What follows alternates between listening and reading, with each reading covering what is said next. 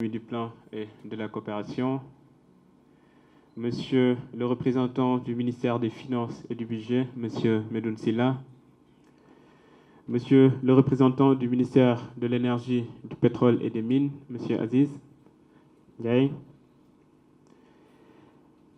Monsieur le président du Conseil de surveillance, Monsieur Pitey, chers partenaires techniques et financiers, Mesdames et Messieurs les représentants des entreprises attributaires, Monsieur le secrétaire général de l'ASER, Madame la conseillère technique en stratégie, chers collègues, Mesdames et Messieurs, bonjour. C'est avec un réel sentiment de satisfaction que je préside cette réunion de lancement du projet IRENA. C'est un projet d'envergure de 13 millions de dollars US qui est donc financé par le Fonds d'Abu Dhabi pour le développement. Et il s'inscrit dans notre ambition nationale d'accès à l'électricité, donc d'accès universel à l'électricité, conformément donc à la vision de son Excellence, Monsieur le Président de la République, Monsieur Bassirou Diomaye Diakhar Faye, et de son chef de gouvernement, Monsieur Ousmane Sonko. Le chef de projet, donc Monsieur Malik Ngom, l'a spécifié tout à l'heure, de même que l'ingénieur conseil. Ce projet est structuré en 4 composantes globalement. La première composante, donc, c'est l'installation de 27 mini-centrales solaires. Day baax souvent ñuy expliquer un peu solos installation ay mini-centrales solaires ci yenn localités yi. Parce que Monsieur Aziz mu ngi ko doon expliquer tout à l'heure, su ñuy électrifier généralement mën na nekk par extension de réseau, mais mën na nekk aussi par système décentralisé.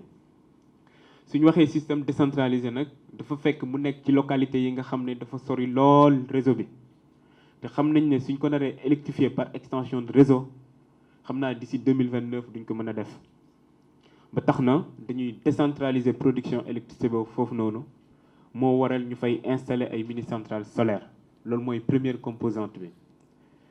Deuxième composante bi nekk donc renforcement et réhabilitation de 18 mini centrales solaires. Bokk na ci première mission yi ñu def bu ñu egsee ASER mooy dem ci gox-goxaat yi nga xam ne amoon nañ ay centrales solaires yi nga xam ne dañoo nekk ci ay difficultés mën nañ nekk à l'arrêt wala population bi fa nekk lu ñuy am ci électricité par jour du mot 3 heures wala 5 heures de temps.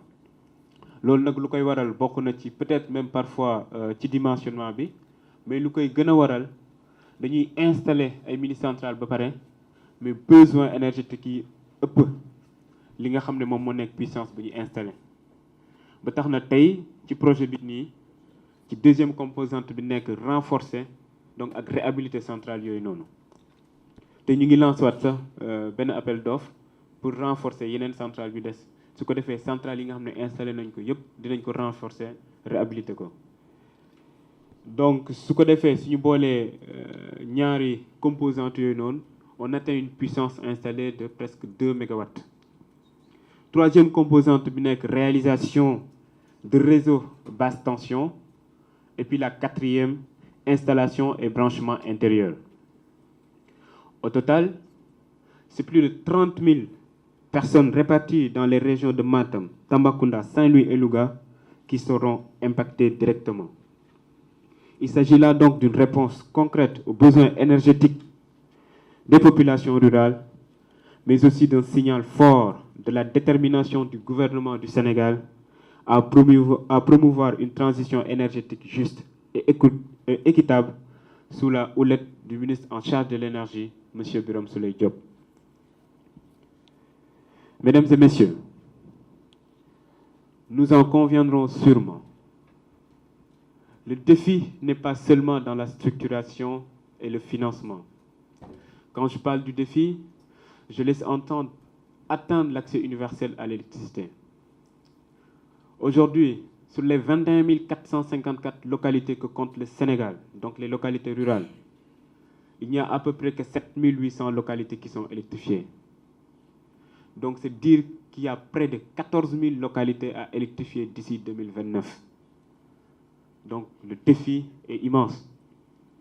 Il est dans la structuration, il est dans le financement, mais surtout dans l'exécution efficace et rigoureuse des projets. C'est pourquoi l'ASER a engagé depuis l'installation de la nouvelle direction une profonde réorientation de sa doctrine d'intervention. Planification rigoureuse, renforcement du suivi, planification stricte des livrables et des mises en service, et enfin une évaluation continue de la performance dans le plan stratégique de développement. N'est-ce pas? Grâce à cette démarche, nous avons pu mettre en service dans le premier trimestre de 2025 172 localités et plus de 120 au deuxième trimestre. Dans cette logique, nous voulons tourner définitivement la page des projets qui s'éternisent. Nous affirmons avec force l'émergence d'une nouvelle culture de résultats. Une culture dans laquelle chaque acteur connaît ses responsabilités, ses délais et ses livrables et s'y engage pleinement. À ce titre, je me félicite de la mobilisation des entreprises attributaires, Senlaid, AGES, BMA Santic, tout en insistant encore une fois sur la nécessité absolue de respecter les délais contractuels. Comme disent les Wolofs, ñun dañ ñoo yónni yaakamti ñu taxawalu waruñu. S'agissant de l'ASER, je tiens à vous assurer que nous serons un partenaire exigeant, certes, mais également un partenaire juste et ouvert. Exigeant dans la coordination ou sur la coordination, le respect des délais et la qualité des réalisations, juste et ouvert sur la collaboration, le soutien administratif et l'accompagnement dans la résolution des contraintes. Je tiens également à saluer la qualité du partenariat avec IRENA et le Fonds d'Abu Dhabi pour le développement, dont le soutien constant et la confiance renouvelée témoignent de la crédibilité du Sénégal en matière de coopération énergétique, ainsi que leur volonté à contribuer activement à l'accès universel. Je remercie l'ensemble des ministères sectoriels, le ministère des Finances et du Budget, le ministère de l'Économie, du Plan et de la Coopération, et donc notre ministère de tutelle, le ministre de l'Énergie, du Pétrole et des Mines, pour leur appui déterminant. Je remercie également les équipes de l'ASER pour le travail titanesque qu'ils ont fait depuis le début sur ce projet-là. Donc, je sais que le directeur des opérations d'électrification rurale tenait vraiment à ce lancement-là, parce qu'il sait ô combien ils ont travaillé pour le lancement, ou en tout cas pour que ce projet soit sauvé et qu'on mette et qu'on lance à partir d'aujourd'hui donc les travaux. Je remercie à travers la direction technique toutes les directions de l'ASER, parce que c'est ensemble qu'on y est arrivé, partant de la cellule de passation de marché, aux directions, ou à la direction des études et planification, aux directions de supérieur, que ce soit finance, donc disons toutes les directions de l'ASER. Je remercie également le bureau de contrôle pour le travail déjà accompli jusqu'ici et la présentation très éclairée qu'ils ont faite tout à l'heure.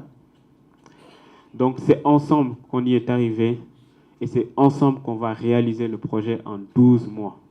Parce que oui, le défi est avant tout et surtout dans l'exécution efficace des projets qui sont en cours. Mesdames et messieurs, je l'ai toujours dit et c'est ma conviction profonde. L'électricité n'est pas un luxe, c'est un droit fondamental pour tous nos concitoyens. Mieux encore, c'est un levier de développement économique, un facteur d'équité territoriale et de cohésion sociale. C'est pourquoi je considère que cette réunion de lancement n'est pas une simple formalité, c'est également un engagement collectif de livrer ce projet dans les délais conformément aux objectifs fixés. Travaillons ensemble de manière structurée et solidaire afin de faire de ce projet une réussite exemplaire. Je vous remercie pour votre aimable attention.